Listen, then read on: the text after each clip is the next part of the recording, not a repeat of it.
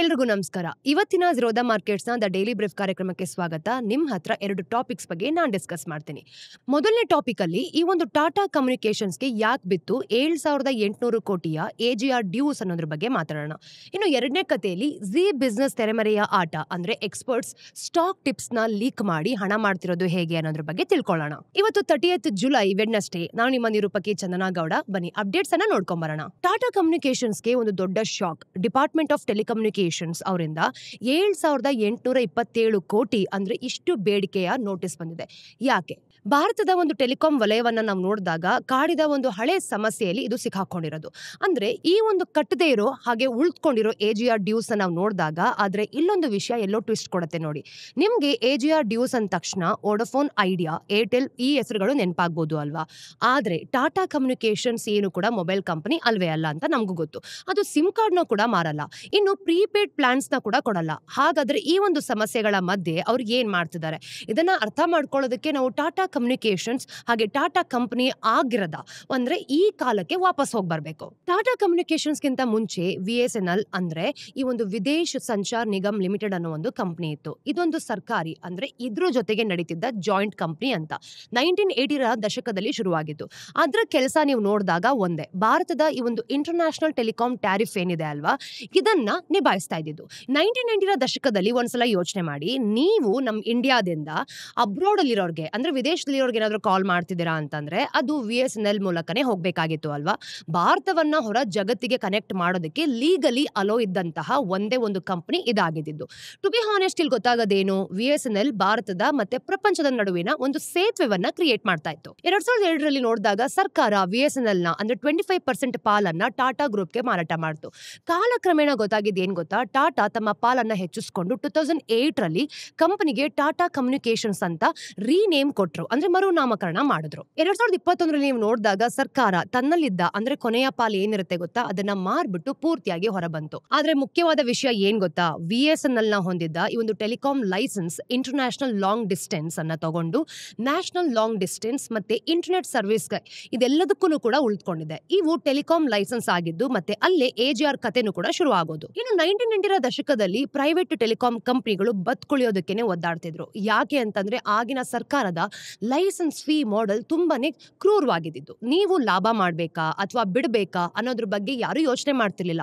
ಎಲ್ಲದಕ್ಕೂ ಸಹ ಒಂದು ಫಿಕ್ಸ್ಡ್ ರೇಟ್ ಅನ್ನ ಅಥವಾ ಫಿಕ್ಸ್ಡ್ ಫೀ ಅನ್ನ ಕಟ್ಟಬೇಕಾಗಿತ್ತು. ಇದು ಅವರನ್ನ ಏನ್ ಮಾಡ್ತಿತ್ತು, ಬಿಸ್ನೆಸ್ ಆಗಿಲ್ಲ ಅಂದ್ರೂ ಕೂಡ ಈ ರೀತಿ ಫೀ ಕಟ್ಟೋದ್ರಿಂದ ಸುಸ್ತಾಗ್ತಾ ಇದ್ರು. ಸೊ 1999 ಈ ಒಂದು ಸರ್ಕಾರ ಒಂದು ಕಾಂಪ್ರಮೈಸ್ ಅನ್ನ ಮುಂದಿಟ್ಕೊಳ್ತು. ಅಂದ್ರೆ ಏನೋ ಒಂದು ಕಾಂಪ್ರಮೈಸ್ ಮಾಡ್ಬೇಕು ಅಂತ ಮುಂದೆ ಬಂದ್ರು.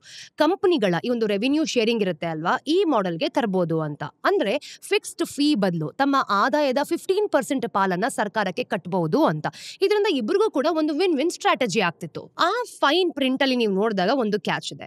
ಈ ಒಂದು ಅಗ್ರಿಮೆಂಟ್ ಪ್ರಕಾರ ಕಂಪನಿಗಳು AGR ಅಥವಾ ಈ ಒಂದು ಅಡ್ಜಸ್ಟೆಡ್ ಗ್ರಾಸ್ ರೆವಿನ್ಯೂನ ಒಂದು ಶೇಕಡ ನೀವು ನೋಡಿದಾಗ ಇಲ್ಲಿ ಕಟ್ಟಬೇಕಾಗ್ತಿತ್ತು. ಕಂಪನಿಗಳು AGR ಅಂದ್ರೆ ಕೇವಲ ಟೆಲಿಕಾಂ ಸರ್ವಿಸಸ್ ಗಳಿಗೆ ಬರುವಂತಹ ಆದಾಯ ಅಂತ ಅನ್ಕೊಂಡಿದ್ರು. ಆದ್ರೆ ಸರ್ಕಾರದ ಕ್ಯಾಲ್ಕುಲೇಷನ್ಸ್ ಬೇರೆ ಇತ್ತು ಬಿಡಿ. ಅವರ ಒಪ್ಪಂದಗಳಲ್ಲಿ ಅಂದ್ರೆ ಅಗ್ರಿಮೆಂಟ್ ಅಂತ ಹೇಳ್ತೀವಿ ಗೊತ್ತಾ, ಇದರಲ್ಲಿ ಬೇರೆ ಲೆಕ್ಕಾಚಾರನೇ ಇತ್ತು ಬಿಡಿ. ಎನಿ ಅದರ್ ಮಿಸಲೇನಿಯಸ್ ರೆವಿನ್ಯೂ ಕೂಡ ಸೇರಿಸ್ಕೊಂಡಿದ್ರು ಅಂತ. ಅಂದ್ರೆ ಅವ್ರ ಪ್ರಕಾರ AGR ಕಂಪನಿಯಿಂದ ಪ್ರತಿಯೊಂದು ರೂಪಾಯಿ ಆದಾಯ ಬಂದ್ರು ಅದು ಟೆಲಿಕಾಂ ಇಂದ ಬಂದಿರ್ಲಿ ಅಥವಾ ಬಿಡ್ಲಿ, ಇನ್ನು ಬ್ಯಾಂಕ್ ಡೆಪಾಸಿಟ್ಸ್ ಮೇಲೆ ಬಡ್ಡಿ ಕಟ್ಟಲೇಬೇಕು, ಅದು ಕೂಡ AGR ಆಗಿ.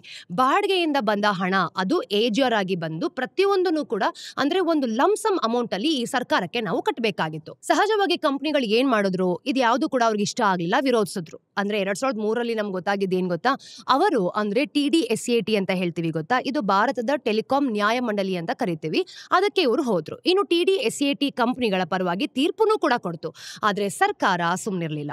ಅವ್ರು ಏನ್ ಮಾಡಿದ್ರು, ಸುಪ್ರೀಂ ಕೋರ್ಟ್ಗೂ ಕೂಡ ಹೋದ್ರು. ಸೊ ಇಲ್ಲಿ 2011ರಲ್ಲಿ ನಾವು ನೋಡಿದಾಗ ಸುಪ್ರೀಂ ಕೋರ್ಟ್ TDSAT ನ ತೀರ್ಪನ್ನ ತಳ್ಳಹಾಕಿ ಸರ್ಕಾರದ ವಾದವನ್ನೇ ಎತ್ತಿಹಿಡಿತು. ಅಂದ್ರೆ ನೀವು ಕಾಂಟ್ರಾಕ್ಟ್ ನ ಸೈನ್ ಮಾಡಿದಿರಿ ಅಂತ ಅನ್ಕೊಳ್ಳಿ, ಅದಕ್ಕೆ ನೀವು ಭದ್ರ ಆಗಿರ್ಬೇಕು. ನಿಮ್ಗೆ ಸಮಸ್ಯೆ ಇದ್ರೆ 1999ರಲ್ಲೇ ಕೇಳ್ಬೇಕಾಗಿತ್ತು, ಈಗಲ್ಲ ಅಂತ ಖಡಾಖಂಡಿತವಾಗಿ ಹೇಳಿದ್ರು. ಆದ್ರೆ ಅಕ್ಟೋಬರ್ 2019ರಲ್ಲಿ ನಾವು ನೋಡಿದಾಗ ಸುಪ್ರೀಂ ಕೋರ್ಟ್ ಈ ವಿಷಯದ ಬಗ್ಗೆ ತನ್ನ ಅಂತಿಮ ತೀರ್ಪನ್ನ ನೀಡ್ತು.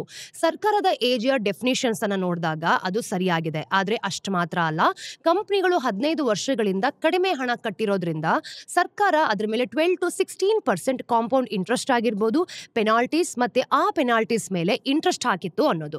ಹೀಗೆ ನಾವು ನೋಡಿದಾಗ ಕಾಂಟ್ರವರ್ಸಲ್ ಇದ್ದ ಒಟ್ಟು ಮೊತ್ತ 23,000 ಕೋಟಿಯಿಂದ 6 ಪಟ್ಟು ಹೆಚ್ಚಾಗಿ 1.47 lakhs crore ಜಂಪ್ ಆಗಿರೋದು. ಸೊ ಈ ಎಲ್ಲ ಒಂದು ಡ್ರಾಮಾನ ನಮಗೆ ನೋಡಿದಾಗ ಅರ್ಥ ಆಗಿದ್ದೇನ್ ಗೊತ್ತಾ, ಇವೆಲ್ಲವನ್ನೂ ಕೂಡ ಮುಂದಿನ 3 ತಿಂಗಳೊಳಗೆ ಕಟ್ಟಬೇಕು ಅಂತ ಇಲ್ಲಿ ಕ್ಲಿಯರ್ ಆಗಿ ಹೇಳಿದ್ರು. ಈ ತೀರ್ಪು ಅಂದ್ರೆ ಈ ಒಂದು ಇಂಡಸ್ಟ್ರಿಯನ್ನೇ ಅಲ್ಲಾಡಿಸ್ತು ಬಿಡಿ. ವೋಡಫೋನ್ ಐಡಿಯಾ ಮೇಲೆ 58,000 ಕೋಟಿಗೂ ಹೆಚ್ಚು ಬಾಕಿ ಇತ್ತು. ಇನ್ನು ಏರ್ಟೆಲ್ಗೆ 40,000 ಕೋಟಿ ಹೆಚ್ಚು ಬಿಲ್ ಬಂದಿರೋದು. ಮತ್ತೆ ಏರ್ಟೆಲ್ ಹೇಗೋ ಏನೇನೋ ಮಾಡಿ ಅಂದ್ರೆ ಆ ಹಣನ ಸ್ವಲ್ಪ ಕಟ್ತು. ಈಗಾಗಲೇ ವೋಡಫೋನ್ ಐಡಿಯಾ ಹಣಕಾಸಿನ ಸಂಕಷ್ಟದಲ್ಲಿರೋದ್ರಿಂದ ಕಟ್ಟೋದಕ್ಕೆ ಸಾಧ್ಯನೇ ಆಗ್ಲಿಲ್ಲ. ಸೊ ಅದರ ಬಾಕಿ ಈಗ 84,000 ಕೋಟಿ ದಾಟಿದೆ. ಪರಿಸ್ಥಿತಿ ಕೈ ಮೀರ್ತಿರ್ಬೇಕಾದ್ರೆ 2020ರಲ್ಲಿ ಸುಪ್ರೀಂ ಕೋರ್ಟ್ ಕಂಪನಿಗಳಿಗೆ ತಮ್ಮ ಬಾಕಿಯನ್ನ 10 ವರ್ಷಗಳಲ್ಲಿ ಅಂದ್ರೆ 2021ರಿಂದ 2031ರೊಳಗೆ ಕಟ್ಟೋದಕ್ಕೂ ಕೂಡ ಅವಕಾಶ ಮಾಡಿಕೊಡ್ತು. ಇನ್ನು 2021ರಲ್ಲಿ ಸರ್ಕಾರ ಇನ್ನೊಂದು ಹೆಜ್ಜೆ ಮುಂದಿಟ್ಬಿಟ್ಟು ಭವಿಷ್ಯದಲ್ಲಿ ನಾವು ನೋಡಿದಾಗ AGR ಡೆಫಿನಿಷನ್ ನ ಬದಲಾಯಿಸಿತು ಕೂಡ. ಅಂದ್ರೆ ಅಕ್ಟೋಬರ್ 2021ರಿಂದ ನೀವು ನೋಡೋದಾದ್ರೆ ನಾನ್ ಟೆಲಿಕಾಂ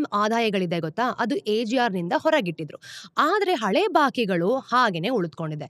ಕೋರ್ಟ್ ಅವುಗಳ ಬಗ್ಗೆ ಈಗಾಗಲೇ ತೀರ್ಪು ಕೊಟ್ಟಾಗೋಗಿದೆ ಕೂಡ. ಟಾಟಾ ಕಮ್ಯುನಿಕೇಶನ್ಸ್ ಇದೆ ಅಲ್ವಾ, ಅದು ನಿಮ್ಮ ತರದ ಗ್ರಾಹಕರ್ಸ್ ಇರ್ತಾರೆ ಅಲ್ವಾ, ಅವ್ರಿಗೆ ಮೊಬೈಲ್ ಸೇವೆ ಕೊಡೋ ಕಂಪನಿ ಅಲ್ಲ. ಅದು 4G ಅಥವಾ 5G ಡೇಟಾ ಪ್ಲಾನ್ಸ್ ಕೂಡ ಮಾರಾಟ ಮಾಡೋದಿಲ್ಲ.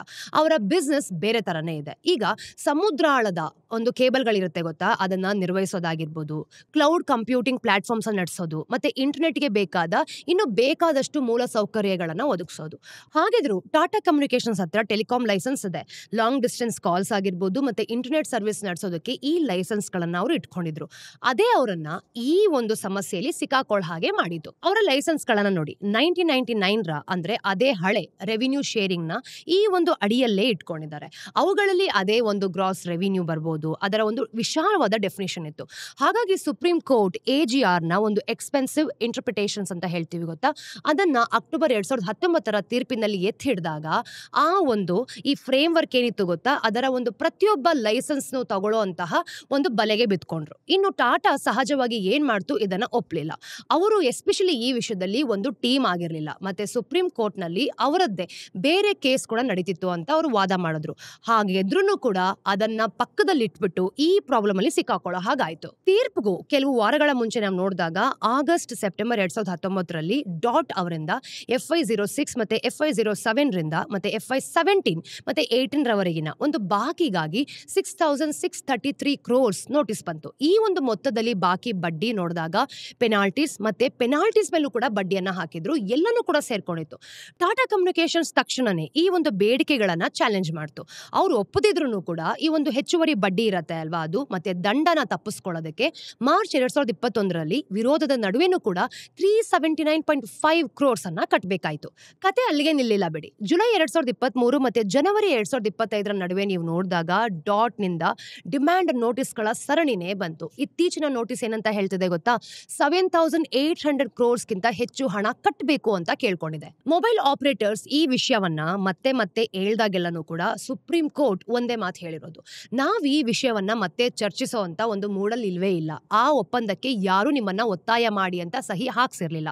ಸೊ ನೀವೇನ್ ಮಾಡಿದ್ರಿ ಅಂದ್ರೆ ಟೆಲಿಕಾಂ ತರದ ಒಂದು ರೆಗ್ಯುಲೇಟೆಡ್ ಬಿಸ್ನೆಸ್ಗೆ ಬರ್ಬೇಕಾದ್ರೆ ಇಂಥ ರಿಸ್ಕ್ ಇದ್ದೇ ಇರತ್ತೆ ಅಂತ ಸುಪ್ರೀಂ ಕೋರ್ಟ್ ಕಡಾಖಂಡಿತವಾಗಿ ಹೇಳಿದೆ. ಈ ಒಂದು ತತ್ವನ ನೋಡಿದಾಗ ಮೊಬೈಲ್ ಆಪರೇಟರ್ಸ್ಗೆ ಸರಿ ಅಂದ್ರೆ ಬೇರೆಯವ್ರಿಗೆ ಯಾಕೆ ಬೇರೆ ಬೇರೆ ತರ ಬರುತ್ತೆ. ಟಾಟಾ ಕಮ್ಯುನಿಕೇಶನ್ಸ್ ನಮ್ಮ ಒಂದು ಲೈಸೆನ್ಸ್ ನ ಮತ್ತೆ ಸೇವೆಗಳನ್ನ ಮತ್ತೆ ಬಿಸ್ನೆಸ್ ಮಾಡೆಲ್ ನ ಹಾಗೆ ಮೊಬೈಲ್ ಟೆಲಿಕಾಂ ಆಪರೇಟರ್ಸ್ ಗಳಿಗಿಂತ ತುಂಬಾನೇ ಡಿಫ್ರೆಂಟ್ ಆಗಿದೆ. ಹಾಗಾಗಿ AGR ತೀರ್ಪನ್ನ ನೀವು ನೋಡಿದಾಗ ಅದಕ್ಕೆ ಅದು ಅನ್ವಯಿಸಲೇಬಾರದು ಅಂತ ವಾದಿಸ್ತಿರೋದು.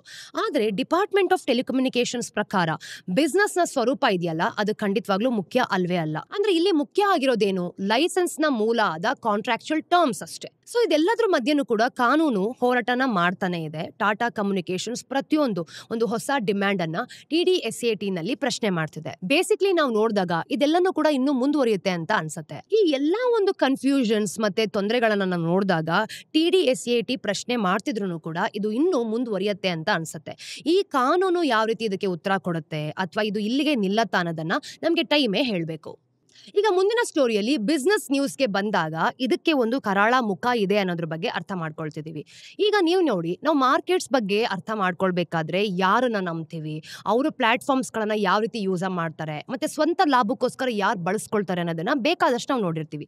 ಈಗ ಜನರ ತಲೆಯಲ್ಲಿ ಏನ್ ಬರುತ್ತೆ, ಈ ಎಲ್ಲಾ ಪ್ಲಾಟ್ಫಾರ್ಮ್ಸ್ಗಳಲ್ಲೂ ಕೂಡ ಒಂದು ಐಡಿಯಾಸ್ನ ಕೊಡ್ತಾರೆ, ಮತ್ತೆ ಸಪೋರ್ಟ್ ಮಾಡ್ತಾರೆ, ಮತ್ತೆ ಯಾರು ಯಾವಾಗ ಇನ್ವೆಸ್ಟ್ ಮಾಡಬೇಕು ಅನ್ನೋದ್ರ ಬಗ್ಗೆ ಒಂದು ಉತ್ಸಾಹನ ಮೂಡಿಸ್ತಾರೆ. ಆದ್ರೆ ಇಲ್ಲಿಂದ ನಮ್ಗೆ ಅರ್ಥ ಆಗೋದೇನ್ ಗೊತ್ತಾ, ನಾವ್ ಇದ್ರಲ್ಲಿ ಫೂಲ್ ಆಗಿರ್ತೀವಿ, ನಮ್ ಹಿಂದೆ ಇನ್ನೊಬ್ರು ಯಾರೋ ದುಡ್ಡು ಮಾಡ್ಕೊಳ್ತಿರ್ತಾರೆ. ಬ್ಯಾಕ್ ಇನ್ ಮಾರ್ಚ್ ನಾವು ನೋಡಿದಾಗ ಒಬ್ಬ ಪ್ರಸಿದ್ಧ ಟಿವಿ ವ್ಯಕ್ತಿ ತಮ್ಮ ಖ್ಯಾತಿಯನ್ನ ಮಾರ್ಕೆಟ್ಸ್ ಮ್ಯಾನಿಪುಲೇಟ್ ಮಾಡೋದಕ್ಕೆ ಬಳಸ್ಕೊಂಡ್ರು ಅಂತ ಮಾತಾಡಿದ್ವಿ. ಕಳೆದ ತಿಂಗಳು ಇನ್ನೊಬ್ರ ಬಗ್ಗೆನೂ ಕೂಡ ಕವರ್ ಮಾಡಿದ್ವಿ. ಮತ್ತೆ ಈಗ ನಾವು ಮತ್ತೊಮ್ಮೆ ಇನ್ನೊಂದು ಸೆಬಿ ಆರ್ಡರ್ ಜೊತೆ ಬಂದಿದೀವಿ ನೋಡಿ. ಇದರಲ್ಲಿ ತಮ್ಮ ನೇಮ್ ಆಗಿರ್ಬೋದು, ಫೇಮ್ ಆಗಿರ್ಬೋದು, ಇದನ್ನ ಬಳಸ್ಕೊಂಡು ಹಣ ಮಾಡ್ಕೊಂಡಿದ್ದಂತ ಕೆಲವು ಟಿವಿ ಪರ್ಸನಾಲಿಟೀಸ್ ಗಳ ಬಗ್ಗೆ ನಾನಿವತ್ತು ಮಾತಾಡ್ತಾ ಇದ್ದೀನಿ. ಈ ಬಾರಿ ಸೆಬಿ ತನ್ನ ಒಂದು ದೃಷ್ಟಿಯಿಂದ ಜಿ ಬಿಸ್ನೆಸ್ ನ ಗೆಸ್ಟ್ ಎಕ್ಸ್ಪರ್ಟ್ಸ್ ಗುಂಪಿನ ಮೇಲೆ ಇಟ್ಕೊಂಡಿದೆ ನೋಡಿ. ರೆಗ್ಯುಲೇಟರ್ ಪ್ರಕಾರ ನಾವು ನೋಡಿದಾಗ ಈ ಎಕ್ಸ್ಪರ್ಟ್ಸ್ ತಮ್ಮ ಒಂದು ಆನ್ ಏರ್ ಸ್ಟಾಕ್ ರೆಕಮೆಂಡೇಶನ್ಸ್ ಗಳ ಪ್ರಕಾರ, ಅಂದ್ರೆ ಪ್ರಸಾರಕ್ಕಿಂತ ಮುಂಚೆನೆ ಲೀಕ್ ಮಾಡ್ತಿದ್ರು. ಇದರಿಂದ ಕೆಲವು ಶೇಡಿ ಆಪರೇಟರ್ಸ್ ಯಾರೆಲ್ಲ ಇರ್ತಾರೆ, ಸರಿಯಾದ ಸಮಯಕ್ಕೆ ಟ್ರೇಡ್ಸ್ ಅನ್ನ ಮಾಡಿ ಹಣನ ಗಳಿಸ್ಕೊಳ್ತಾ ಇದ್ರು. ಜಿ ಈಗಾಗಲೇ ತನ್ನ ಬೇರೆ ಬೇರೆ ಕಾರ್ಪೊರೇಟ್ ಚಾಲೆಂಜಸ್ ಗಳಿಂದ ಸಾಕಷ್ಟು ತೊಂದರೆಲಿದೆ. ಆದ್ರೂ ಕೂಡ ಈ ಒಂದು ಕೇಸ್ ಬಂದಿದ ತಕ್ಷಣ ಆ ಟೆಲಿವಿಷನ್ ನೆಟ್ವರ್ಕ್ ಸುತ್ತ ಇನ್ನೊಂದು ಕಾಂಟ್ರವರ್ಸಿನೇ ಸೇರ್ಕೊಂಡಿದೆ ನೋಡಿ. ಇವತ್ತು ಈ ಆಪರೇಷನ್ಸ್ ಹೇಗೆ ಕೆಲಸ ಮಾಡ್ತು, ಮತ್ತೆ ಸೆಬಿ ಯಾಕೆ ಇದರ ಮಧ್ಯೆ ಬಂತು ಅನ್ನೋದನ್ನ ನಾನ್ ನಿಮ್ಗೆ ತಿಳಿಸ್ಕೊಡ್ತೀನಿ. ಸೆಬಿ ಇತ್ತೀಚಿನ ಆರ್ಡರ್ ಪ್ರಕಾರ ನಾವು ನೋಡಿದಾಗ ಫೆಬ್ರವರಿ ಮತ್ತೆ ಡಿಸೆಂಬರ್ 2022 ನಡುವೆ ಜಿ ಬಿಸ್ನೆಸ್ ಅಲ್ಲಿ ಕಾಣಿಸ್ಕೊಂಡ ಈ ಒಂದು ಗೆಸ್ಟ್ ಎಕ್ಸ್ಪರ್ಟ್ಸ್ ಇದಾರೆ ಗೊತ್ತಾ, ಇವ್ರು ಕೊಟ್ಟ ಒಂದು ಸ್ಟಾಕ್ ಟಿಪ್ಸ್ ಗಳನ್ನ ನೀವು ನೋಡಿದಾಗ ಅದರ ಒಂದು ಚೈನ್ ಸಪ್ಲೈ ಏನೆಲ್ಲ ಇದೆ, ಇದ್ರಲ್ಲಿ ನಡೆದಂತಹ ಈ ಒಂದು ಕಾಂಟ್ರವರ್ಸಿ ಟ್ರೇಡ್ಸ್ ಗಳ ಬಗ್ಗೆ ನಾವು ಗಮನವನ್ನ ಹರಿಸ್ತಾ ಇದೀವಿ. ಈ ಒಂದು ಸ್ಕ್ಯಾಮ್ ಅನ್ನ ಬಿಡಿಸಬೇಕು ಅಂತಂದ್ರೆ ರೆಗ್ಯುಲೇಟರ್ ಇದರಲ್ಲಿ ಪಾರ್ಟಿಸಿಪೇಟ್ ಆದವರು ಯಾವ್ಯಾವ ರೀತಿ ಅನ್ನೋದನ್ನ ನಾವಿವತ್ತು 3 ಪಾತ್ರಗಳಾಗಿ ವಿಂಗಡಿಸಿದೀವಿ ನೋಡಿ. ಗೆಸ್ಟ್ ಎಕ್ಸ್ಪರ್ಟ್ಸ್ ಇವರು ಏನ್ ಮಾಡ್ತಿದ್ರು, ಜಿ ಬಿಸ್ನೆಸ್ ಅಲ್ಲಿ ತುಂಬಾ ಪರಿಚಯ ಇರುವಂತಹ ಮುಖಗಳಾಗಿತ್ತು, ಮತ್ತೆ ಅವರ ವಾಯ್ಸ್ ಅಂತಂದ್ರೆ ಎಲ್ರಿಗೂ ಕೂಡ ಗೊತ್ತಾಗ್ತಿತ್ತು. ಸೋಷಿಯಲ್ ಮೀಡಿಯಾದಲ್ಲಿ ನೀವು ನೋಡಿದಿರಾ ಅಂತಂದ್ರೆ ಬೇಕಾದಷ್ಟು ಫಾಲೋವರ್ಸ್ ಕೂಡ ಇವ್ರಿಗಿದ್ರು. ಸೆಬಿ ಪ್ರಕಾರ ಈ ಒಂದು ಮಾರ್ಕೆಟ್ ವಿಶ್ಲೇಷಕರು ಯಾರೆಲ್ಲ ಇರ್ತಾರೆ, ತಮ್ಮ ಒಂದು ಆನ್ ಏರ್ ರೆಕಮೆಂಡೇಶನ್ಸ್ ಗಳ ಪ್ರಕಾರ, ಅಂದ್ರೆ ಇನ್ನು ಆನ್ ಏರ್ ಹೋಗಕ್ಕಿಂತ ಮುಂಚೆನೆ ಪ್ರಾಫಿಟ್ ಮೇಕರ್ಸ್ಗೆ ಅದನ್ನ ತಿಳಿಸ್ಕೊಡ್ತಿದ್ರು. ಹಾಗೇನೆ ಪ್ರಾಫಿಟ್ ಮೇಕರ್ಸ್ ಇವ್ರು ಏನ್ ಮಾಡ್ತಿದ್ರು, ಇಲ್ಲೇ ನೋಡಿ ಅನುಮಾನ ಜಾಸ್ತಿ ಆಗೋದು. ಟ್ರೇಡ್ಸ್ ಅನ್ನ ಮಾಡಿ ನಿಜವಾಗ್ಲೂ ಕೂಡ ಹಣ ಗಳಿಸ್ತಿದಂತ ಆಪರೇಟರ್ಸ್ ಇವರೇ.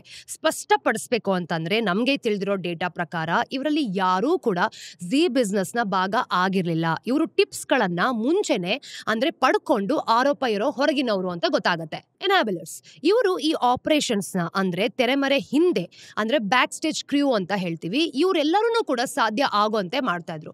ಅವರ ಒಂದು ಟ್ರೇಡಿಂಗ್ ಅಕೌಂಟ್ಸ್ ನೀವು ನೋಡಿದಾಗ, ಮತ್ತೆ ಲಾಗಿಂಗ್ ಕ್ರೆಡೆನ್ಶಿಯಲ್ಸ್ ಮತ್ತೆ ಸಿಸ್ಟಮ್ ಆಕ್ಸೆಸ್ ಅನ್ನ ತಗೊಂಡು ಪ್ರಾಫಿಟ್ ಮೇಕರ್ಸ್ ತಮ್ಮ ಒಂದು ಸ್ಕ್ಯಾಮ್ ನ ಕಾರ್ಯಗೊಳಿಸೋದಕ್ಕೆ ಅವಕಾಶವನ್ನ ಮಾಡಿಕೊಟ್ರು. ಸೆಬಿ ಗಮನಿಸಿದ ಒಂದು 11 ತಿಂಗಳುಗಳಲ್ಲಿ ಬೇರೆ ಬೇರೆ ಒಂದು ಡೇಟ್ಸ್ ಗಳಿರುತ್ತೆ ಗೊತ್ತಾ, ಅದರಲ್ಲಿ 100 ಇನ್ಸ್ಟೆನ್ಸ್ ಗಳಲ್ಲಿ ಒಂದು ಸ್ಪಷ್ಟವಾದ ಮಾಡೆಲ್ ಹೊರಗಡೆ ಬಂದಿದೆ. ನೀವು ಇದನ್ನ ನೋಡಬಹುದು. ಮೊದಲಿಗೆ ಪ್ರಾಫಿಟ್ ಮೇಕರ್ಸ್ ಕೆಲವೊಂದು ಸೆಕ್ಯೂರಿಟೀಸ್ ಗಳನ್ನ ಟೆಲಿವಿಷನ್ಸ್ ಅಲ್ಲಿ ರೆಕಮೆಂಡ್ ಮಾಡೋದಕ್ಕೆ ಸ್ವಲ್ಪ ಮುಂಚೆನೆ ಅವುಗಳಲ್ಲಿ ಪೊಸಿಷನ್ಸ್ ಅನ್ನ ತಗೊಳ್ತಾ ಇದ್ರು.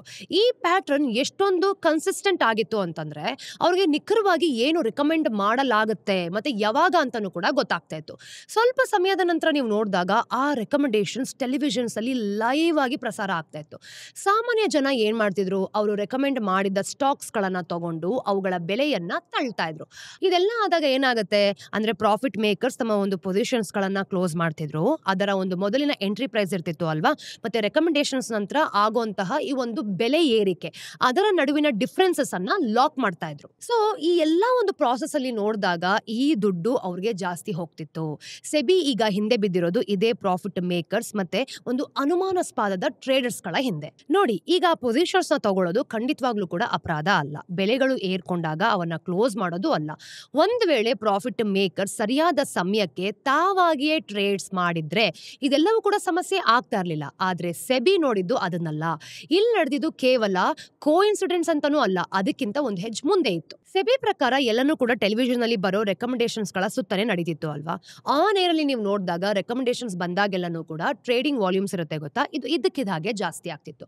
ರೆಕಮೆಂಡೇಶನ್ಸ್ ಬರಕ್ಕಿಂತ ಮುಂಚೆ ಆ ಸ್ಟಾಕ್ಸ್ ಗಳ ಬೆಲೆ ಹೆಚ್ಚು ಕಡಿಮೆ ಸ್ಟೇಬಲ್ ಇರ್ತಿತ್ತು. ಬೆಲೆ ಏರುತ್ತೆ ಅನ್ನೋ ಯಾವುದೇ ಸೂಚನೆ ಕೂಡ ಇರ್ತಿರ್ಲಿಲ್ಲ. ಆದ್ರೆ ರೆಕಮೆಂಡ್ ಮಾಡಿದ ತಕ್ಷಣ ಮತ್ತೆ ಅದರ ನಂತರ ವಾಲಿಟಿಲಿಟಿ ಇದ್ದಕ್ಕಿದ್ದ ಹಾಗೆ ಹೆಚ್ಚಾಗ್ತಾ ಇತ್ತು. ಪ್ರಾಫಿಟ್ ಮೇಕರ್ಸ್ ಒಂದು ಎಕ್ಸಾಕ್ಟ್ ಆಗಿ ನೋಡಿದಾಗ ಅದೇ ಸಮಯದಲ್ಲಿ ಒಳಗಡೆ ಜಂಪ್ ಮಾಡ್ತಾ ಇದ್ರು. ಅವರ ಒಂದು ಸಾಮಾನ್ಯ ಟ್ರೇಡಿಂಗ್ ಇರುತ್ತೆ ಗೊತ್ತಾ, ಗೊತ್ತಾ? ಅದರ ಒಂದು ಬಿಹೇವಿಯರ್ಗೆ ನೀವು ಕಂಪೇರ್ ಮಾಡಿದಾಗ ರೆಕಮೆಂಡೇಶನ್ಸ್ ದಿನಗಳಲ್ಲಿ ಅವರ ಟ್ರೇಡಿಂಗ್ಗೆ ಡ್ರಮ್ಯಾಟಿಕಲಿ ಜಾಸ್ತಿ ಆಗ್ತಿತ್ತು. ಇನ್ನು ತೆರೆಮರೆ ಹಿಂದೆ ನೀವು ನೋಡಿದಾಗ ಏನೂ ಕೂಡ ಸರಿ ಕಾಣ್ತಿರ್ಲಿಲ್ಲ ಅನ್ನೋದು ಕ್ಲಿಯರ್ ಆಗಿ ನಾವು ನೋಡ್ಬೋದು. ಇನ್ನು ಹಲವಾರು ಕೇಸಸ್ಗಳಲ್ಲಿ ಟು ಬಿ ಹಾನೆಸ್ಟ್ ಅಂದ್ರೆ ರೆಕಮೆಂಡ್ ಮಾಡಿದ ಸೆಕ್ಯೂರಿಟೀಸ್ಗಳನ್ನ ಬಿಟ್ಟು ಮಾರ್ಕೆಟ್ ಆಕ್ಟಿವಿಟಿಯಲ್ಲಿ ಪ್ರಾಫಿಟ್ ಮೇಕರ್ಸ್ ಟ್ರೇಡ್ಸ್ಗಳನ್ನು ನೀವು ನೋಡಿದಾಗ ಅಸಾಮಾನ್ಯವಾಗಿ ಹೆಚ್ಚಿನ ರೇಟ್ಸ್ಗಳೇ ಜಾಸ್ತಿ ಇದ್ದಿದ್ದು. ಆದ್ರೆ ಇದನ್ನೆಲ್ಲನೂ ಕೂಡ ಮೀರಿ ಒಂದು ನಿರ್ಣಾಯಕ ಸಾಕ್ಷಿ ಇತ್ತು, ಅದೇ ಇಂಟರ್ನಲ್ ಕಮ್ಯುನಿಕೇಶನ್ಸ್. ಇದೇ ಗೆಸ್ಟ್ಗಳು ಮತ್ತೆ ಪ್ರಾಫಿಟ್ ಮೇಕರ್ಸ್ ನಡುವಿನ ಅಡಗಿದ ಒಂದು ಲಿಂಕ್ ಆಗಿದ್ದು. ಸೆಬಿ ಏನ್ ಮಾಡ್ತು ಗೊತ್ತಾ? ವಾಟ್ಸ್ಆಪ್ ಚಾರ್ಟ್ ರೆಕಾರ್ಡ್ಸ್ ಮತ್ತೆ ಕಾಲ್ ಡೇಟಾ ರೆಕಾರ್ಡ್ಸ್ ಹಾಗೆ ಒಂದು ಟೆಲಿಗ್ರಾಮ್ ಮೆಸೇಜಸ್ ಎಲ್ಲನೂ ಕೂಡ ಪರಿಶೀಲನೆ ಮಾಡ್ತು. ಅವೆಲ್ಲವೂ ಒಂದೇ ವಿಷಯವನ್ನ ಕೊಟ್ಟಿದ್ದು, ಗೆಸ್ಟ್ ಎಕ್ಸ್ಪರ್ಟ್ಸ್ ಮತ್ತೆ ಪ್ರಾಫಿಟ್ ಮೇಕರ್ಸ್ ನಡುವೆ ಒಂದು ಅಡ್ವಾನ್ಸ್ಡ್ ಇನ್ಫಾರ್ಮೇಶನ್ ಶೇರಿಂಗ್ ಇರ್ತಿತ್ತು ಅಂತ. ನೀವೇ ನೋಡಿ, ಹಲವಾರು ಕೇಸ್ಗಳಲ್ಲಿ ನಾವು ನೋಡಿದಾಗ ಗೆಸ್ಟ್ ಎಕ್ಸ್ಪರ್ಟ್ಸ್ ಈ ಒಂದು ಪ್ರಾಫಿಟ್ ಮೇಕರ್ಸ್ ಜೊತೆ ಸಂಪರ್ಕದಲ್ಲಿ ಇರೋದಕ್ಕೆ ಅಂದ್ರೆ ಪ್ರೂಫ್ ಎಲ್ಲಿ ಅಂತ ಗೊತ್ತಾಗ್ತಿರ್ಲಿಲ್ಲ. ಆದ್ರೆ ಇಲ್ಲಿ ಕ್ಲಿಯರ್ ಆಗಿ ಗೊತ್ತಾಗತ್ತೆ. ಮತ್ತೆ ಇವುಗಳ ಒಂದು ಟೈಮಿಂಗ್ ನ ನೀವು ಚೆಕ್ ಮಾಡಿದಾಗ ಸೆಬಿ ಪ್ರಾಫಿಟ್ ಮೇಕರ್ಸ್ ನ ಈ ಒಂದು ಮೆಸೇಜ್ ಸಿಕ್ಕ ಕೆಲವೇ ನಿಮಿಷಗಳಲ್ಲಿ ತಮ್ಮ ಬೈ ಆರ್ಡರ್ಸ್ ಕೂಡ ಪ್ಲೇಸ್ ಮಾಡ್ತಿದ್ರು. ಮತ್ತೆ ಈ ಎಲ್ಲಾ ಡ್ರಾಮಾದ ನಡುವೆ ಆ ಒಂದು ರೆಕಮೆಂಡೇಶನ್ಸ್ ಪಬ್ಲಿಕ್ ಆದ ತಕ್ಷಣ ತಮ್ಮ ಪೊಸಿಷನ್ಸ್ ಅನ್ನ ಕ್ಲೋಸ್ ಮಾಡ್ತಿದ್ರು. ಹಾಗೆ ಇದೆಲ್ಲಾನು ಕೂಡ ನೋಡಿದಾಗ ಸೆಬಿಗೆ ಇದು ಕನ್ಫರ್ಮ್ ಆಗೋಯ್ತು. ಪ್ರಾಫಿಟ್ ಮೇಕರ್ಸ್ ನಡುವೆನೂ ಕೂಡ ಮೆಸೇಜಸ್ ಇರ್ತಿತ್ತು ಅಲ್ವಾ? ಇಲ್ಲಿ ಗೊತ್ತಾಗೋದೇನು, ತಮ್ಮ ಒಂದು ಪ್ರಾಫಿಟ್ ಕ್ಯಾಲ್ಕುಲೇಷನ್ ಶೇರ್ ಮಾಡ್ಕೊಳ್ತಿದ್ರು ಮತ್ತೆ ತಮ್ಮ ಒಂದು ಚಟುವಟಿಕೆಗಳನ್ನು ಕೂಡ ಕೋಆರ್ಡಿನೇಟ್ ಮಾಡ್ಕೊಳ್ತಿದ್ರು ಅಂತ. ಸ್ಪಷ್ಟವಾಗಿ ಅವರು ಪ್ರತ್ಯೇಕವಾಗಿ ಕೆಲಸ ಮಾಡ್ತಿರ್ಲಿಲ್ಲ. ಇದು ಸ್ಪಷ್ಟವಾಗಿ ಅಂದ್ರೆ ಒಂದು ಪ್ಲಾನ್ಡ್ ಆಪರೇಷನ್ ಆಗಿತ್ತು. ಅಂದ್ರೆ ಕೇವಲ ಒಂದು ಅದೃಷ್ಟದ ಟ್ರೇಡಿಂಗ್ ಆಗಿರ್ಲಿಲ್ಲ. ಈ ಸ್ಕ್ಯಾಮ್ ಇಂದ ಒಂದು ಸ್ಪಷ್ಟವಾದ ಎಕ್ಸಾಂಪಲ್ ಸಿಗುತ್ತೆ. ಬಲರಾಂಪುರ್ ಚೈನಿ ಕೇಸ್ ನೀವು ನೋಡಿದಾಗ ಅಂದ್ರೆ ಆಗಸ್ಟ್ 25, 2022 ಬೆಳಗ್ಗೆ ಆಗಿದ್ದು. Guest expert Simi Bhaumik Zee Business ಅಲ್ಲಿ ಬಲರಾಂಪುರ್ ಚೈನಿಯ ಒಂದು ಶೇರ್ ಗಳನ್ನ ಕೊಳ್ಳೋ ಅಂತ ರೆಕಮೆಂಡ್ ಮಾಡಿದ್ರು. ಈ ರೆಕಮೆಂಡೇಶನ್ಸ್ ಮಾಡಿದ್ದು 10:42 AM ಗೆ. ಆದ್ರೆ ಅದಕ್ಕೂ 21 ನಿಮಿಷಗಳ ಮುಂಚೆನೆ ಅಂದ್ರೆ 10:21 AM ಗೆ ಅವರು ಅದೇ ರೆಕಮೆಂಡೇಶನ್ಸ್ ಗಳನ್ನ ಪ್ರಾಫಿಟ್ ಮೇಕರ್ಸ್ ಗಳಲ್ಲಿ ಒಬ್ಬರಾದ ಪಾರ್ಥ ಸಾರಥಿ ಥರ್ ಜೊತೆ ವಾಟ್ಸ್ಆಪ್ ನಲ್ಲಿ ಶೇರ್ ಮಾಡ್ಕೊಂಡಿದ್ರು. ಸೊ 10:35 AM ನಿಂದ ನೀವು ನೋಡಿದಾಗ ಅಂದ್ರೆ ರೆಕಮೆಂಡೇಶನ್ಸ್ ಲೈವ್ ಆಗೋಕೆ 7 ನಿಮಿಷದ ಮುಂಚೆ ಪಾರ್ಥ ಸಾರಥಿ ಥರ್ 33,600 ಅಂದ್ರೆ ಬಲರಾಂಪುರ್ ಒಂದು ಚೀನಿ ಫ್ಯೂಚರ್ಸ್ ಕೊಳ್ಳೋದಕ್ಕೆ ಶುರು ಮಾಡಿದ್ರು. ಹೆಚ್ಚು ಕಡಿಮೆ ನೀವು ನೋಡಿದಾಗ ಅದೇ ಸಮಯದಲ್ಲಿ ಇನ್ನೊಬ್ಬ ಪ್ರಾಫಿಟ್ ಮೇಕರ್ ಮನಾಮ್ ಮತ್ತೆ ಶೇರ್ಕಾಮ್ ಪ್ರೈವೇಟ್ ಲಿಮಿಟೆಡ್ ಅಂತ ಹೇಳ್ತೀವಿ ಗೊತ್ತಾ? ಅಂದ್ರೆ 1,08,800 ಬಲರಾಂಪುರ್ ಚೀನಿ ಕಾಲ್ ಆಪ್ಷನ್ಸ್ ಕೊಳ್ಳೋದಕ್ಕೆ ಶುರು ಮಾಡ್ಕೊಂಡಿದ್ದು. ಇನ್ನು ಭೌಮಿಕ ರೆಕಮೆಂಡೇಶನ್ಸ್ ಬಂದಾಗ ಅದು ಸ್ಪಷ್ಟವಾಗಿ ಮಾರ್ಕೆಟ್ಸ್ ನ ಮೂವ್ ಮಾಡ್ತು. ರೆಕಮೆಂಡೇಶನ್ಸ್ ಲೈವ್ ಆಗ್ತಿದ್ದಾಗ ನಿಮಿಷಗಳಲ್ಲಿ ನೀವು ನೋಡಿದ್ರಿ ಅಂದ್ರೂ ಕೂಡ ಟ್ರೇಡಿಂಗ್ ಆಕ್ಟಿವಿಟಿಯಲ್ಲಿ ಒಂದು ನೋಟಬಲ್ ಬಂಪ್ ಕಂಡು ಬಂತು. ನೋಡಿ, ರೆಕಮೆಂಡೇಶನ್ಸ್ ಬೆಲೆ ಮೇಲ್ ಹೋಗ್ತಿದ್ದ ಹಾಗೇನೆ ಆ ಒಂದು ಲಿಮಿಟ್ ಸೆಲ್ ಆರ್ಡರ್ಸ್ ನ ಇಟ್ಕೊಳ್ತಾ ಇದ್ರು. ಆ ಇನ್ಸ್ಟ್ರೂಮೆಂಟ್ಸ್ ಗಳ ಬೆಲೆಗಳನ್ನ ನೀವು ನೋಡಿದಾಗ ಒಂದು ಹೆಚ್ಚಿನ ಬೆಲೆ ತಲುಪಿದ ತಕ್ಷಣ ಇವು ಎಕ್ಸಿಕ್ಯೂಟ್ ಆಗ್ತಿತ್ತು. ನಿಖರವಾಗಿ ಅದೇ ಆಗಿದ್ದು ನೋಡಿ. ಬೆಲೆಗಳು ಗಗನಕ್ಕೇರ್ತು ಕೂಡ. ಅಂದ್ರೆ ಅವರ ಒಂದು ಸೆಲ್ ಆರ್ಡರ್ಸ್ ಎಕ್ಸಿಕ್ಯೂಟ್ ಆಗಿದ್ದು ಇಲ್ಲೇ ಗೊತ್ತಾಗೋದು. 10 ನಿಮಿಷಗಳಿಂದ ನೀವು ನೋಡಿದಾಗ ಕಡಿಮೆ ಸಮಯದಲ್ಲಿ ಥರ್ 1 ಲಕ್ಷಕ್ಕಿಂತ ಹೆಚ್ಚು ಲಾಭ ಮಾಡಿದ್ರು. ಅಂದ್ರೆ ಬರೀ 10 ನಿಮಿಷದಲ್ಲಿ. ಇನ್ನು ಮನನ್ ಶೇರ್ಕಾಮ್ ನ ನೀವು ನೋಡಿದಾಗ 1.75 lakhs ಲಾಭನ ಮಾಡ್ತು. ಇದು ಕೇವಲ ಒಂದು ಕೇಸ್ ಅಷ್ಟೇ. ಸೆಬಿ ಇದೇ ವಿಷಯನ ಪದೇ ಪದೇ ರಿಪೀಟ್ ಆಗೋದನ್ನ ನೋಡಿದ್ದು. ಸೆಬಿ ಈ ವಿಷಯವನ್ನ ಇನ್ವೆಸ್ಟಿಗೇಟ್ ಮಾಡೋದಕ್ಕೆ ಶುರು ಮಾಡಿದಾಗ 15 ಎಂಟಿಟೀಸ್ ಅಂದ್ರೆ ವ್ಯಕ್ತಿಗಳು ಮತ್ತೆ ಸಂಸ್ಥೆಗಳು ಅದರ ಒಂದು ರೆಡಾರ್ಗೆ ಬಂದಿತ್ತು ನೋಡಿ. ಅಂದ್ರೆ 10 ಜನ ತಪ್ಪಿದ್ರೂ ಕೂಡ ಈ ಒಂದು ಕೇಸ್ ನ ಸೆಟಲ್ ಮಾಡ್ಕೊಂಡಿದ್ರು ಅಂತ. ಸೆಬಿ ಕೊನೆಗೆ ಹಿಂದೆ ಬಿದ್ದ 5 ಜನ ಹಿಂದೆ ನೋಡಿದಾಗ ಹಾಗೆ ಮಾಡೋದಕ್ಕೆ ಸಾಧ್ಯ ಇಲ್ಲಂದ್ರೂ ಕೂಡ ಅವ್ರು ಒಪ್ಕೊಂಡಿದ್ದಾರೆ. ಟ್ರೈ ಮಾಡಿಲ್ಲ ಅಂತ ಏನಲ್ಲ, ಅಂದ್ರೆ ಅವ್ರಿಗೆ ಇಷ್ಟ ಇಲ್ಲ ಅಂದ್ರೂ ಕೂಡ ಒಪ್ಕೊಂಡಿದ್ದಾರೆ. ಬದಲಿಗೆ ಅವರ ಒಂದು ಸೆಟಲ್ಮೆಂಟ್ ಅಪ್ಲಿಕೇಶನ್ಸ್ ಕೂಡ ರಿಜೆಕ್ಟ್ ಆಗಿತ್ತು. ಸೆಬಿ ಹೇಳಿದ ಪ್ರಕಾರ ಯಾವಾಗ ಒಬ್ಬ ವ್ಯಕ್ತಿ ಅಂದ್ರೆ ಟಿವಿಯಲ್ಲಿ ತುಂಬಾ ಫೇಮಸ್ ಆಗ್ತಾನೋ ಅವನು ತಮ್ಮ ಒಂದು ಸ್ಟಾಕ್ ರೆಕಮೆಂಡೇಶನ್ಸ್ ನ ಶೇರ್ ಮಾಡ್ತಾರೋ ಅದು ನಾನ್ ಪಬ್ಲಿಕ್ ಇನ್ಫಾರ್ಮೇಶನ್ ಆಗುತ್ತೆ. ಅವರು ಎಕ್ಸ್ಪೆಕ್ಟ್ ಮಾಡ್ದ ಹಾಗೆ ಮಾರ್ಕೆಟ್ ನ ಮೂವ್ ಕೂಡ ಮಾಡ್ತಾರೆ. ಈ ಮಾಹಿತಿ ಇರೋ ಯಾರಿಗಾದ್ರೂ ಕೂಡ ಅದು ಸಹಜವಾದ ಅಡ್ವಾಂಟೇಜ್ ಇರುತ್ತೆ. ಯಾವಾಗ ಯಾವ ರೆಕಮೆಂಡೇಶನ್ಸ್ ಬರುತ್ತೆ ಅಂತ ಅವ್ರಿಗೆ ಗೊತ್ತಿದ್ರೆ ಅವರು ಒಂದು ಆರ್ಡಿನರಿ ಇನ್ವೆಸ್ಟರ್ ಕಾಸ್ಟ್ ನಲ್ಲಿ ಲಾಭ ಮಾಡ್ಕೊಳ್ಬಹುದು. ಸೆಬಿ ದೃಷ್ಟಿಯಲ್ಲಿ ಅಂತಹ ಯಾವುದೇ ಟ್ರೇಡ್ ಕೂಡ ಅಕ್ರಮ ಆಗಿರುತ್ತೆ ನೋಡಿ. ಸೆಬಿ ಸ್ಟಡಿ ಮಾಡಿದ 9 ತಿಂಗಳುಗಳಲ್ಲಿ ನೀವು ನೋಡಿದಾಗ ಪ್ರಾಫಿಟ್ ಮೇಕರ್ಸ್ ಈ ಒಂದು ಸ್ಕ್ಯಾಮ್ ಮೂಲಕ ಒಟ್ಟು 7.41 crores ನಷ್ಟು ಅಕ್ರಮ ಲಾಭವನ್ನ ಮಾಡ್ಕೊಂಡಿದ್ದಾರೆ ಅಂತ ಗುರುತಿಸಿದ್ರು ನೋಡಿ. ಪಾರ್ಥಸಾರಥಿ ಥರ್ ಲಾಭ ಮಾಡಿದ 53.84 lakhs ಇಂದ ಹಿಡಿದು ಸಾರ್ ಕಮಾಡಿಟೀಸ್ ಪ್ರೈವೇಟ್ ಲಿಮಿಟೆಡ್ ಅನ್ನೋ ಕಂಪನಿ ಗಳಿಸಿದ 4.37 crores ತನಕ ಇನ್ನೂ ಕೂಡ ಹೆಚ್ಚು ಇರಬಹುದು. ಎಲ್ಲಾನು ಕೂಡ ಒಂದು ಇಲ್ಲಿಗಲ್ ಆಕ್ಟಿವಿಟಿ. ಹಾಗಾಗಿ ಅದು ತನ್ನ ಒಂದು ಸ್ಕ್ಯಾನರ್ ನಲ್ಲಿ ನೋಡಿದ್ದ ಪ್ರಾಫಿಟ್ ಮೇಕರ್ಸ್ ಮೇಲೆ ಅವರು ಈಗಾಗಲೇ ಮಾಡಿರೋ ಅಂದ್ರೆ 7.41 crores ನ ವಾಪಸ್ ವಸೂಲಿ ಮಾಡತ್ತೆ. ಇದ್ರ ಮಾಡೋದ್ರ ಜೊತೆಗೆ 4 ಕೋಟಿ ಪೆನಾಲ್ಟೀಸ್ ಕೂಡ ಕೊಟ್ಟಿದೆ. ಆದ್ರೆ ಸೆಬಿ ಒಬ್ಬ ವ್ಯಕ್ತಿಯನ್ನ ಮಾತ್ರ ಬಿಟ್ಟು ಅಂದ್ರೆ ಗೆಸ್ಟ್ ಎಕ್ಸ್ಪರ್ಟ್ ಹಿಮಾಂಶು ಗುಪ್ತಾ ಅವರ ಒಂದು ರೆಕಮೆಂಡೇಶನ್ಸ್ ನಂತರ ನೀವು ನೋಡಿದಾಗ ಪ್ರಾಫಿಟ್ ಮೇಕರ್ಸ್ 208 ಬೇರೆ ಬೇರೆ ಟ್ರೇಡ್ಸ್ ಅನ್ನ ಮಾಡಿದ್ದಾರೆ. ಅವರನ್ನ ಪ್ರಾಫಿಟ್ ಮೇಕರ್ಸ್ಗೆ ಲಿಂಕ್ ಮಾಡೋ ಯಾವುದೇ ಸಾಕ್ಷಿ ಕೂಡ ಇರಲಿಲ್ಲ. ಅವರು ಕೂಡ ಬೇರೆ ಬೇರೆ ಎಕ್ಸ್ಪರ್ಟ್ಸ್ ಅಲ್ಲಿ ನೀವು ನೋಡಿದಾಗ ಕೆಲವು ಫೋನ್ ಕಾಲ್ಸ್ಗಳು ಆಗಿತ್ತು ಹೌದು, ಆದ್ರೆ ಅವರನ್ನ ಪ್ರಾಫಿಟ್ ಮೇಕರ್ಸ್ಗೆ ಕನೆಕ್ಟ್ ಮಾಡೋ ಯಾವುದೇ ಲಿಂಕ್ ಕೂಡ ಇರಲಿಲ್ಲ. ಹಾಗಾಗಿ ಅವ್ರ ಮೇಲಿನ ಎಲ್ಲ ಒಂದು ಚಾರ್ಜಸ್ ಗಳನ್ನ ಕೈ ಬಿಡಲಾಯಿತು. ಮತ್ತೆ ಹಿಂದಿನ ರಿಸ್ಟ್ರಿಕ್ಷನ್ಸ್ ಗಳನ್ನು ಕೂಡ ತೆಗೆದು ಹಾಕಿದ್ದಾರೆ. ಆದ್ರೆ at the end of the day ಈ ಕೇಸ್ ನಮಗೆ ಒಂದು ವಿಷಯವನ್ನ ನೆನಪು ಮಾಡುತ್ತೆ. ಸ್ಟಾಕ್ ಮಾರ್ಕೆಟ್ ಅಲ್ಲಿ ಆಟದ ಮೈದಾನ ಯಾವಾಗಲೂ ಕೂಡ ಈಕ್ವಲ್ ಆಗಿರಲ್ಲ. ಸೆಬಿ ಕೆಲವೊಮ್ಮೆ ಏನ್ ಮಾಡುತ್ತೆ, ಬ್ಯಾಲೆನ್ಸ್ ಅನ್ನು ತಗೊಂಡ್ಬರ್ಬೇಕು ಅಂತ ಮಧ್ಯ ಪ್ರವೇಶ ಮಾಡುತ್ತೆ. ಆದ್ರೆ ಅದು ಯಾವಾಗ್ಲೂ ಕೂಡ ಜನರನ್ನ ಆನ್ ಟೈಮ್ ಹಿಡಿಯೋ ಹಾಗೆ ಮಾಡಲ್ಲ. ನೀವೇನಾದ್ರೂ ಬಿಸ್ನೆಸ್ ಚಾನೆಲ್ಸ್ ನ ನೋಡ್ಕೊಂಡು ಸ್ಟಾಕ್ ರೆಕಮೆಂಡೇಶನ್ಸ್ ನ ಫಾಲೋ ಮಾಡೋ ರಿಟೇಲ್ ಇನ್ವೆಸ್ಟರ್ ಆಗಿದ್ರೆ ನೀವು ಕಲಿಬೇಕಾಗಿರೋ ಪಾಠ ಇದು. ಎಕ್ಸ್ಪರ್ಟ್ಸ್ ಏನ್ ಹೇಳ್ತಾರೆ ಅನ್ನೋದ್ರ ಮೇಲೆ ನಿಮ್ಮ ನಿರ್ಧಾರ ಅಂದ್ರೆ ಡಿಸಿಷನ್ ಮೇಕಿಂಗ್ ಮಾಡಲೇಬೇಡಿ. ನೀವು ಔಟ್ಸೋರ್ಸ್ ಮಾಡಕ್ ಆಗಲ್ಲ ಅಂತಂದ್ರೆ ಮಾರ್ಕೆಟ್ ಯಾವ ರೀತಿ ಇದೆ, ರಿವಾರ್ಡ್ಸ್ ಯಾವ ರೀತಿ ಕೊಡ್ತಿದೆ ಅನ್ನೋದನ್ನ ನೀವು ನೋಡ್ಕೊಳ್ಬೇಕು. ಯಾವುದೇ ಕಾರಣಕ್ಕೂ ಈ ಒಂದು ಮಾರ್ಕೆಟ್ ರೆಕಮೆಂಡೇಶನ್ಸ್ ಟಿವಿಲಿ ಬರ್ತಿದೆ ಅಂತಂದ್ರೆ ಅದನ್ನ ಬ್ಲೈಂಡ್ ಆಗಿ ನಂಬಕ್ ಹೋಗ್ಬೇಡಿ. ಮುಂದಿನ ಸಲ ಒಬ್ಬ ಮಾರ್ಕೆಟ್ ಗುರು ಲೈವ್ ಅಲ್ಲಿ ಕಾಲ್ ಕೊಟ್ಟಾಗ ನೆನ್ಪಿಟ್ಕೊಳ್ಳಿ, ಅಂದ್ರೆ ಈ ಕೇಸಸ್ ಹಿಂದೆ ಯಾವ್ಯಾವ ರೀತಿ ನಡೀತಿದೆ, ನಮ್ಮ ಒಂದು ಹಣನ ತಗೊಂಡು ಬೇರೆ ಯಾರೋ ದುಡ್ಡು ಮಾಡ್ಕೊಳ್ತಿದ್ದಾರೆ ಅನ್ನೋದು ನಿಮಗೆ ಗೊತ್ತಿರಬೇಕು. ಮತ್ತೆ ಯಾವುದೇ ಒಂದು ಸ್ಟಾಕ್ ಅಲ್ಲಿ ನೀವು ಇನ್ವೆಸ್ಟ್ ಮಾಡ್ತಿದ್ದೀರಾ ಅಂತಂದ್ರೆ ಯಾರನ್ನೂ ಕೂಡ ನಂಬೇಡಿ. ನೀವು ಅದ್ರ ಬಗ್ಗೆ ಚೆನ್ನಾಗಿ ಇನ್ಫಾರ್ಮೇಶನ್ ತಗೊಂಡು ಆಮೇಲೆ ಅದ್ರ ಮೇಲೆ ಇನ್ವೆಸ್ಟ್ ಮಾಡಿ. ಸ್ನೇಹಿತರೆ, ಇದಷ್ಟು ಸ್ಟೋರೀಸ್ ನ ಅಪ್ಡೇಟ್ಸ್ ಟಿಡ್ಬಿಟ್ಸ್ ಏನು ಅಂತ ಕ್ವಿಕ್ ಆಗಿ ನೋಡ್ಕೊಬರೋಣ. ನಂಬರ್ 1, ಇಂಡಸ್ಇಂಡ್ ಕಷ್ಟಗಳನ್ನ ನೀವು ನೋಡ್ತಾ ಇದ್ದೀರಾ. Q4 ನ ಅಂದ್ರೆ 1600 crores ನ ಈ ಒಂದು ಲೆಕ್ಕಪತ್ರದ ಪ್ರಮಾದನ ನೀವು ನೋಡಿದಾಗ ಮತ್ತಷ್ಟು ಜಾಸ್ತಿ ಆಗಿದೆ. FY26 ರ ಮೊದಲ ಕ್ವಾರ್ಟರ್ ನಲ್ಲಿ net profit year on year 72% ನಷ್ಟು ಕುಸಿದೋಗಿದೆ. ಅಂದ್ರೆ 604 crores ಗೆ ಇಳಿದಿರೋದು ಅಂತ. 68% ಹೆಚ್ಚಾದ ಪ್ರಾವಿಷನ್ಸ್ ನೀವು ನೋಡಿದಾಗ 14% ಕುಸಿದಿರೋ ಒಂದು ನೆಟ್ ಇಂಟ್ರೆಸ್ಟ್ ಇನ್ಕಮ್ ಇದಕ್ಕೆ ಕಾರಣ. ಇನ್ನು ಲೋನ್ ಬುಕ್ ಅಲ್ಲಿ ಇಯರ್ ಆನ್ ಇಯರ್ 4% ನಷ್ಟು ಅಂದ್ರೆ ಕಾಂಟ್ರಾಕ್ಟೆಡ್ ಆಗಿದೆ ಅಂತ. ಬ್ಯಾಂಕ್ ಆಗಿರ್ಬೋದು, ಮೈಕ್ರೋ ಫೈನಾನ್ಸ್ ಮತ್ತೆ CVS ಮತ್ತೆ ಟ್ರ್ಯಾಕ್ಟರ್ ಕ್ಷೇತ್ರಗಳಲ್ಲಿ ನೀವು ನೋಡಿದಾಗ ಹೆಚ್ಚಿರೋ ಒಂದು ಸ್ಟ್ರೆಸ್ ವಿರುದ್ಧ ಹೋರಾಡ್ತಿದೆ ಅಂತ ಇದು ತೋರಿಸುತ್ತೆ. ಇನ್ನು ಲೆಗಸಿ ಇಂಪ್ಯಾಕ್ಟ್ ಮುಗ್ದಿದೆ ಅಂತ ಬ್ಯಾಂಕ್ ಕೂಡ ಇವಾಗ ಕ್ಲೈಮ್ ಮಾಡಿದ್ರು ಇದರ ಹಿಂದೆ ಅಂದ್ರೆ ಒಂದಲ್ಲ ಒಂದು ಕ್ರೆಡಿಬಿಲಿಟಿ ಒಂದು ಸ್ಟಾಕ್ಸ್ ಗಳ ನಂತರ ಬರ್ತಾ ಇದೆ ಅಂತ. ಇನ್ನು ಮಾರ್ಕೆಟ್ ಅಲ್ಲಿ ಇನ್ವೆಸ್ಟರ್ಸ್ ಎಲ್ಲರೂ ಕೂಡ ಕಾನ್ಫಿಡೆನ್ಸ್ ಅನ್ನ ಕಳ್ಕೊಳ್ತಿದ್ದಾರೆ. ಇದೇ ಇದರ ಒಂದು ನಿಜವಾದ ಸವಾಲಾಗಿದೆ ನೋಡಿ. ಎರಡನೇದು, ಸ್ಟಾರ್ಲಿಂಕ್ ಡೀಲ್ಸ್ ಗಳು ಕೊಟ್ಟಿರೋ ಒಂದು ಸದ್ ನೆನಪಿದೆಯಾ? ಸ್ಟಾರ್ಲಿಂಕ್ ನ ಒಂದು ಸ್ಯಾಟಲೈಟ್ ಇಂಟರ್ನೆಟ್ ಸರ್ವಿಸ್ ಭಾರತದಲ್ಲಿ ಲಾಂಚ್ ಆಗೋದಕ್ಕೆ ಸಿದ್ಧ ಆಗಿದೆ. ಆದ್ರೆ ಲೋಕಲ್ ಟೆಲಿಕಾಂ ಪ್ರೊವೈಡರ್ಸ್ ಮೇಲೆ ನೀವು ನೋಡಿದಾಗ ಇದು ಖಂಡಿತವಾಗ್ಲೂ ಕೂಡ ಪರಿಣಾಮ ಬೀಳುತ್ತೆ. ತುಂಬಾನೇ ಕಡಿಮೆ ಇರುತ್ತೆ ಅಂತ ಮಿನಿಸ್ಟರ್ ಆಫ್ ಸ್ಟೇಟ್ ಕಮ್ಯುನಿಕೇಶನ್ಸ್ ಏನೋ ಹೇಳಿದ್ದಾರೆ. ಆದ್ರೆ ಈ ಸರ್ವಿಸ್ ನೀವು ನೋಡಿದಾಗ ದೇಶಾದ್ಯಂತ ಕೇವಲ 2 ಮಿಲಿಯನ್ ಯೂಸರ್ಸ್ಗೆ ಮಾತ್ರ ಕೊಡಲಾಗತ್ತೆ. ಮತ್ತೆ ಹೈ ಎಕ್ವಿಪ್ಮೆಂಟ್ ಕಾಸ್ಟ್ ಕೂಡ, ಹಾಗೆ ಲಿಮಿಟೆಡ್ ಕವರೇಜ್ ನಿಂದಾಗಿ ಇದೊಂದು ಎಂಟರ್ಪ್ರೈಸಸ್ ಮತ್ತೆ ದೂರದ ಪ್ರದೇಶಗಳಿಗೆ ಮೀಸಲಾದ ನಿಶೆ ಆಫರಿಂಗ್ ಆಗ್ತಿದೆ ಅಂತ ಗೊತ್ತಾಗತ್ತೆ. ಮೂರನೇದು, ಭಾರತ ನಿಜವಾಗ್ಲೂ ಕೂಡ ಆಪಲ್ ನ ಐಫೋನ್ ಗಳ ನೀವು ನೋಡಿದಾಗ ಪ್ರಮುಖ ಅಂದ್ರೆ ಮೇಜರ್ ಪ್ರೊಡ್ಯೂಸರ್ ಆಗತ್ತೆ ಅನ್ನೋದು ನಾವು ಪ್ರಶ್ನೆ ಮಾಡಿದ್ವಿ. ಈಗ US ನಲ್ಲಿ ಮಾರಾಟ ಆಗೋ ಸ್ಮಾರ್ಟ್ ಫೋನ್ಸ್ ಗಳ ಪ್ರಮುಖ ಮೂಲವಾಗಿ ನಮ್ಮ ಇಂಡಿಯಾ ಹೋಗ್ತಿರೋದು, ಅಂದ್ರೆ ಚೈನಾನೇ ಮೀರಿಸಿದೆ ಅಂತ. 2025 ರ ಎರಡನೇ ಕ್ವಾರ್ಟರ್ ನಲ್ಲಿ ನೀವು ನೋಡಿದಾಗ ಮಾರ್ಕೆಟ್ ನ 44% ಭಾಗವನ್ನ ಭಾರತನೇ ಹೊಂದಿದೆ. ಇನ್ನು US ಮತ್ತೆ ಚೈನಾ ಟ್ರೇಡ್ ಟೆನ್ಷನ್ ಗೆ ಸಂಬಂಧಪಟ್ಟಿರೋ ರಿಸ್ಕ್ ಗಳನ್ನ ನೋಡ್ಬೇಕು ಅಂತಂದ್ರೆ ಆಪಲ್ ಐಫೋನ್ ಪ್ರೊಡಕ್ಷನ್ ಭಾರತಕ್ಕೆ ಸ್ಥಳಾಂತರಿಸಿದೆ ಅಂತ ಗೊತ್ತಾಗುತ್ತೆ. ಸ್ಟ್ರಾಟಜಿಕ್ ಮೂವ್ನೇ ಈ ಬದಲಾವಣೆಗೆ ಮುಖ್ಯ ಕಾರಣ. ನಾಲ್ಕನೇದು, ಫಾರ್ಮಾ ಅಪ್ಡೇಟ್ಸ್ ಗಳಿಗೆ ಮತ್ತಷ್ಟು ಸೇರ್ಪಡೆ ಬಂದಿದೆ. Hyderabad based Toronto pharmaceuticals Q1 profit ನಲ್ಲಿ ನೋಡಿದಾಗ 20% ಏರಿಕೆನ ದಾಖಲಿಸಿದೆ. 548 crores ತಲುಪಿದೆ ಅಂತ. ಇನ್ನು ಕ್ರೋನಿಕ್ ಈ ಒಂದು ಡಿಸೀಸ್ ಟ್ರೀಟ್ಮೆಂಟ್ಗೆ ದೇಶೀಯ ಅಂದ್ರೆ ಡೊಮೆಸ್ಟಿಕ್ ಡಿಮ್ಯಾಂಡ್ ಕೂಡ ಹೆಚ್ಚಿದೆ ಅಂತ ಇದಕ್ಕೆ ಕಾರಣ ತೋರಿಸ್ತಿದೆ. ರೆವಿನ್ಯೂ ನೀವು ನೋಡಿದಾಗ 11% ಬೆಳೆದಿದ್ದು ಅಂದ್ರೆ 3178 crores ಆಗಿದೆ ಅಂತ ಗೊತ್ತಾಗುತ್ತೆ. ಡಯಾಬಿಟಿಸ್, ಕಾರ್ಡಿಯೋವಾಸ್ಕ್ಯುಲರ್ ಮತ್ತೆ ಆಂಟಿ ಇನ್ಎಫೆಕ್ಟಿವ್ ಕಂಡೀಷನ್ಸ್ಗೆ ಥೆರಪೀಸ್ ಏನಿದೆ ಅದನ್ನ ಮುನ್ನಡೆಸ್ತಾ ಭಾರತವೇ ಅರ್ಧಕ್ಕಿಂತ ಹೆಚ್ಚು ಆಫರ್ ಮಾಡ್ತಾ ಇದೆ. ಕೊನೆಯ ಟಿಡ್ಬಿಟ್, ಬ್ಯಾಂಕಿಂಗ್ ರಿಸಲ್ಟ್ಸ್ ಗಳ ಹೊಸ ಅಪ್ಡೇಟ್ ಬಂದಿದೆ. ಕೋಟಕ್ ಮಹೀಂದ್ರ ಬ್ಯಾಂಕ್ ನ Q1 ಪ್ರಾಫಿಟ್ 47.5% ನಷ್ಟು ಬಿದ್ದೋಗಿದ್ದು 3281 crores ಗೆ ಇಳಿದಿದೆ. ಇನ್ನು ಹೈಯರ್ ಪ್ರಾವಿಷನ್ಸ್ ಮತ್ತೆ ಕಡಿಮೆಗೊಂಡ ಅಂದ್ರೆ ನೆಟ್ ಇಂಟ್ರೆಸ್ಟ್ ಮಾರ್ಜಿನ್ಸ್ ಇಂದಾಗಿ ಈ ಒಂದು ಎಸ್ಟಿಮೇಟ್ಸ್ ತಲುಪಿದೆ ಅಂತ ಹೇಳ್ತಿದ್ದಾರೆ. ಇನ್ನು ಅಸೆಟ್ ಕ್ವಾಲಿಟಿ ಹದಗೆಟ್ಟಾಗ ಗ್ರಾಸ್ ನಾನ್ ಪರ್ಫಾರ್ಮಿಂಗ್ ಅಸೆಟ್ಸ್ ಗಳು 1.48% ಗೆ ಏರಿದೆ ಅಂತ. ಇದರಿಂದ ಅನಲಿಸ್ಟ್ ತಮ್ಮ ಒಂದು ಪ್ರೈಸ್ ಟಾರ್ಗೆಟ್ಸ್ ಗಳನ್ನು ಕೂಡ ಕಡಿಮೆ ಮಾಡ್ಕೊಂಡಿದ್ದಾರೆ. ಇದಷ್ಟು ಇವತ್ತಿನ ಜಿರೋದಾ ಮಾರ್ಕೆಟ್ಸ್ ನ ಡೈಲಿ ಬ್ರೀಫ್ ನ ಅಪ್ಡೇಟ್ಸ್. ಮತ್ತಷ್ಟು ಅಪ್ಡೇಟ್ಸ್ ಒಂದಿಗೆ ಮುಂದಿನ ವಿಡಿಯೋಲಿ ಸಿಗೋಣ. ಅಲ್ಲಿ ತನಕ ಟೇಕ್ ಕೇರ್.